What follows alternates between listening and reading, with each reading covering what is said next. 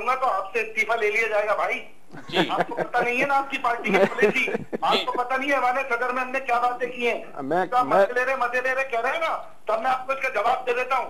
2 बार हुकूमत से कहें प्रेसिडेंट आउट जाइए और अपना रिजाइन सबमिट कर दीजिए। 2 बार आसिफ अली जरदारी साहब ने हमें वापस बुलवाया है और 9-0 चलकर ना हम किसी के दरवाजे पे नहीं जाते। वही तो मैं कह रहा हूँ ना कि वही और जाते हैं ना 9 जाते हैं। अब आपने अगर मीडिया में बात की है ना तब इसका जवाब दे मुझे, अब इसका जवाब दे आप। हमने 4 साल मफाहमती अमल इसलिए किया कि हमारे 700 लोग आपने मार दिए, 7,000 लोग सिंध में मारा गया है, सिंधी मारा गया, पख्तून मारा गया है। ये मैं इजार साहब मैं वही बात कर रहा हूँ कि कराची में कोई भी जो भी मरा वो इंसान है, मुसलमान है, पाकिस्तानी है।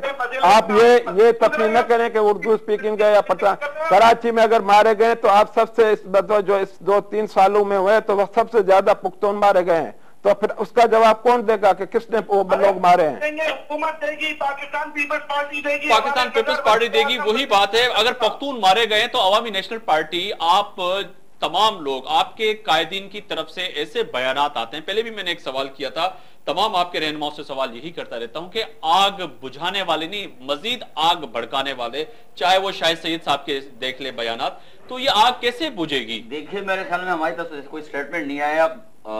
अल्ताफ हुसैन साहब बादशाह खान बाबा को जो है अदम तशद्दुद का अलमबरदार समझते हैं और ये कहते हैं कि मौजूदा अवामी नेशनल पार्टी बादशाह खान के फिक्र फलसफे पर नहीं चल रही, हम चल रहे। जबकि एक लाइव टीवी शो में बादशाह खान को रा का एजेंट कहा गया, उसको गद्दार कहा गया। मुझे समझ नहीं आ रहा कि वो जिस शख्स ने कहा है वो अल्ताफ भाई उसकी हुसैन की पॉलिसी पर चल रहे हैं, उसकी अपनी पॉलिसी है। ये चीजें हमारी तरफ से कोई चीज नहीं वहां से आई है। दूसरी जाहिर भाई ने कहा कि इतिहाद टोल में कब्जे की उसकी वजह से हुआ मसला। इतिहाद टोल में कोई कब्जा किसी ने नहीं किया। कब्जे जो है वो एसटी प्लाटों के ऊपर हुए, जो हमारे मोहम्मद कबाइल के बाजोड़ के जो लोग थे, जो ब्लॉकों के थल्ले थे, लकड़ी को टाली। छोटा सा ब्रेक है, ब्रेक के बाद आपसे यही बात करूंगा और उम्मीद है कि ख्वाजा अफजल साहब आप भी हमारे साथ होंगे, ताज बंगे साहब भी होंगे और तमाम लोग होंगे। पर बात वही होगी कि आखिर इस मसले का हल क्या होगा। इस शहर में जो बसने वाले लोग हैं, जो डेली वेजेस पे जो है अपनी रोजगार तलाश करते हैं, उनका क्या होगा, वो एक बड़ा सवाल है जिस पे आप भी सोचिएगा, मैं भी यकीनन सोचूंगा। वेलकम बैक नाज़रीन, आपको एक दफ़ा खुशामदीद कहता हूँ अपने प्रोग्राम में। बात वही हो रही थी कि आखिर इस शहर कायद की रोशनियाँ कैसे लौट आएँ, और ब्रेक से पहले भी बात जिस तरह हो रही थी कि आखिर डेली वेजेस का बंदा, जो रोज़ाना कमाने वाला बंदा अपने घर जाता है तो अपने बच्चों के लिए दूध और रोटी और उस दवाइयों का क्या होगा जो लोग डेली वेजेस पे लेते हैं, आखिर इसका जिम्मेदार कौन है? 13 अफराद की इसमें हलाकत हो चुकी है। आखिर chief justice Sindh high court ने जो है इसका नोटिस तो ले लिया है, पर इसके बाद समझ में यही बात है कि हर दफा जब शहर के हालात बिगड़ते तमाम इत्तेहादी जमातें मिल बैठती हैं। ये अच्छी बात है, मिल बैठने के बाद कुछ ना कुछ मुफाहमत हो जाती है। पर वो लोग जो इसमें शहीद हो जाते हैं या मर जाते हैं, जो इस दुनिया से चले जाते हैं, उनका कत्ल किसके पल्लू में बांधा जाए, ये भी एक बड़ा सवाल है। आप इस्माइल मसूद साहब ब्रेक से पहले जिस तरह बात कर रहे थे बाबा बादशाह खान को जिसने रा का एजेंट करवा दिया, कुछ बात तो आपकी हो रही थी। देखिए मैं बताया, मुत्तहिदा गवर्नमेंट के एक रहनुमा बशीर जान के साथ एक टीवी चैनल पे ये अल्फाज अदा किए। हमारी तरफ से ऐसे कोई अल्फाज अदा नहीं हुए। ये चीज़ें जो है, जो गालियाँ दी जाती है या किसी रहनुमा को बुरा बुलाया जाता है, ये अवामी नेशनल पार्टी की तरफ से कभी नहीं हुआ है, दूसरी तरफ से हुआ है।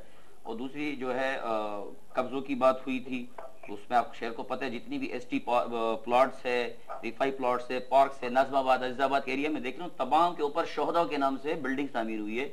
और अल्ताफ नगर एक बना है औरंगी टाउन में, जो स्मॉल कार्टी जमीनों पर बनाया गया। हमने नहीं बनाया, ना हमारी अवामी नेशनल पार्टी ने बनाया, ना हमारे पास इतने इदारे हैं कि असल झगड़ा क्या जमीन का है? नहीं, असल झगड़ा यहाँ पर जो है ये है कि एक ग्रोह जो है उसने शहर को गमाल बनाया हुआ है, किसी दूसरे को जीने का हक नहीं उनकी मर्जी के बगैर।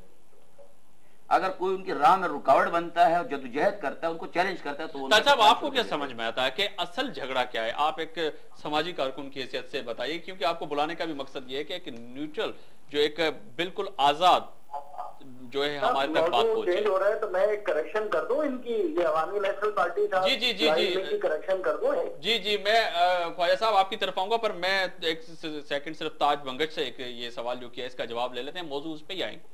जी एक दफा फिर ये दोहराएं जरा, ये सवाल आपने जो मैंने सवाल आपसे यही किया कि आखिर झगड़ा किस बात का है? इस शहर में तमाम पार्टियां फिर मिल बैठती हैं, ये लोग जो बेचारे शहीद हो जाते हैं, 13 अफराद की आज फिर हलाकत हो चुकी है, जिसपे आज हम बैठ के रोना रो रहे हैं। इससे कई पहले लोग इस दुनिया से जा चुके हैं। आखिर इसकी जिम्मेदारी कौन किसकी है और आखिर इसमें हल क्या है? लड़े किस बात पे रहे हैं ये लोग?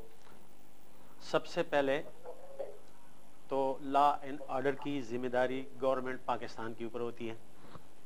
फिर हुकूमत जिसकी है, आप ये देखें कि तमाम वही पार्टियां जो रो रही हैं वही हुकूमत में शामिल है।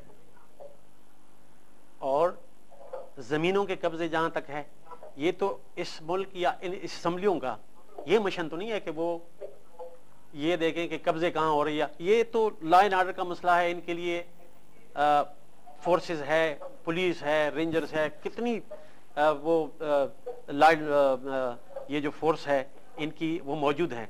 असल मसला जो है ये तो मैं समझता हूं कि तमाम जो भी खराबियां हैं ये सबको मालूम है और हुकूमत को मालूम होनी चाहिए। ये तो हुकूमत की जिम्मेदारी है, तमाम लोगों को भी मालूम होनी चाहिए। ये तमाम जिम्मेदारी। बिल्कुल आप सही कह रहे हैं। आप ख्वाजा साहब कुछ कह रहे थे जो ब्रेक से पहले भी आपने कहा कि मुझे कुछ बात करनी है। पहले मैं इनकी तस्दीक कर दूं जी। कोई मेरे बाप को गाली देगा जी तो भाई जवाब में वो फूल नहीं सुनेगा। ये अफसोसनाक बात होती है कि लीडरान को बुरे अल्फाज या लीडरान पर इल्जाम तराशी की जाए। एमक्यूएम के कायद हमेशा बादशाह खान की हर बरसी पर एक पैगाम जारी करते हैं। कराची में सबसे बड़ा पुल जो बन रहा है, जिसका इफ्तिताह गवर्नर बात किया, वो बादशाह खान ब्रिज के नाम से रखा गया है। और अवामी नेशनल पार्टी इतनी तादाद में नहीं है कि वो इस ब्रिज का नाम सिटी गवर्नमेंट काउंसिल से पास करा सकती। हम अक्सरियत में थे, हमारी ये ख्वाहिश थी कि बादशाह खान के नाम पर इस पुल का नाम होना चाहिए। हम ही ने करारदाद पेश की, हम ही ने काउंसिल से अप्रूव किया। जहां तक जिस प्रोग्राम की बात कर रहे हैं, ये कोई पब्लिक स्टेटमेंट नहीं है, इस प्रोग्राम का स्टेटमेंट है। एक बायस एंकर ने मीडिया पे बैठकर इनके सेनेटर के साथ, इनके एक सेनेटर हैं जिनका मैं नाम नहीं ले सकता, ना लेना चाहूंगा, हम नाम नहीं लेते उनका, उन्होंने बैठकर ख्वाजा साहब बात इस हद तक पहुंच चुकी है कि अब आप नाम भी नहीं ले रहे जी। बात इस हद तक पहुंच चुकी है कि अब उस सेनेटर का नाम भी लेने से हम उनका नाम नहीं लेते क्योंकि हमारा एएनपी की बादशाह खान से इख्तिलाफ नहीं है। हम उस शख्स को क्रिमिनल पैटर्नाइजेशन समझते हैं, इसलिए हम नाम नहीं लेते, ना उनके साथ पक्षो करते हैं। उन्होंने बैठकर पहल की, कायदे तहरीक अल्ताफ हुसैन भाई की शान में बहुत ही बुरे अल्फाज इस्तेमाल किए।